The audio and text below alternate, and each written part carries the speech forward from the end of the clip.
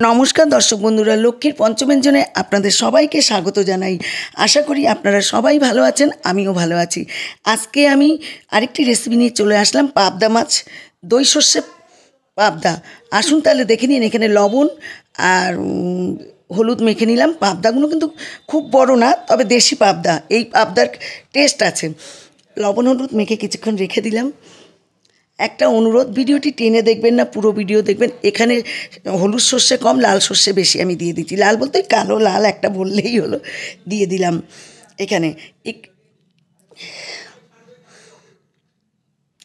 এখানে লবণ দিয়ে দিলাম, কাঁচা লঙ্কা দিয়ে দিলাম, দিয়ে এইবার বেটে নেবো। আমি সব কিছু দিয়ে দিচ্ছি, হলুদ দিয়ে দিলাম। দেখুন, একবারে আমি বেটে নেবো। একটা অনুরোধ, পাশে থাকা বেল আইকনটি ক্লিক করে দেবেন, তাহলে সবার প্রথম নোটিফিকেশন আপনার কাছে পৌঁছে যাবে।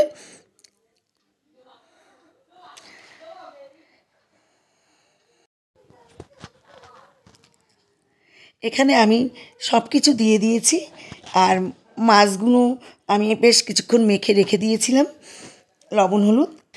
বাকি মাছগুলো আমি ঢেকে ঢেকে ভেজে নিলাম, নাহলে প্রচণ্ড ফাটছে, যেহেতু আঁশ ছাড়া মাছ তো। আর পাবদা মাছ, বোয়াল মাছ, আর মাছ, এগুলো ভাজতে গেলে একটু ফাটে। আচ্ছা, এখানে কালো জিরে সম্বাদ দিয়ে, কালো জিরে দেওয়াটা স্কিপ হয়ে গেছে। আমি মশলাটা দিয়ে দিলাম, সর্ষে, কাঁচা লঙ্কা, হলুদ সব বাটা দিয়ে দিলাম। লবণ দিয়ে সামান্য একটু জল দিয়ে ভালো করে কষিয়ে নিচ্ছি আমি। দেখুন,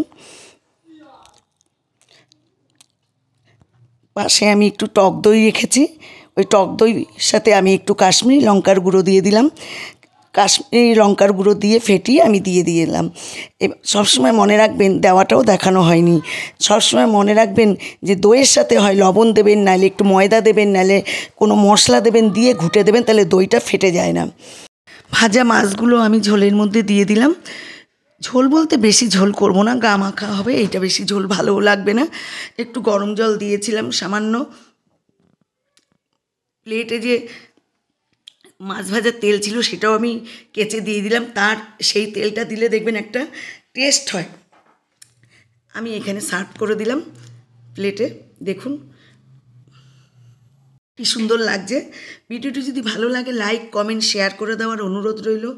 আমার চ্যানেলে নতুন সদস্য হলে চ্যানেলটি অবশ্যই আপনারা সাবস্ক্রাইব করে দেবেন। আপনারা ভালো থাকবেন, সুস্থ থাকবেন। নমস্কার।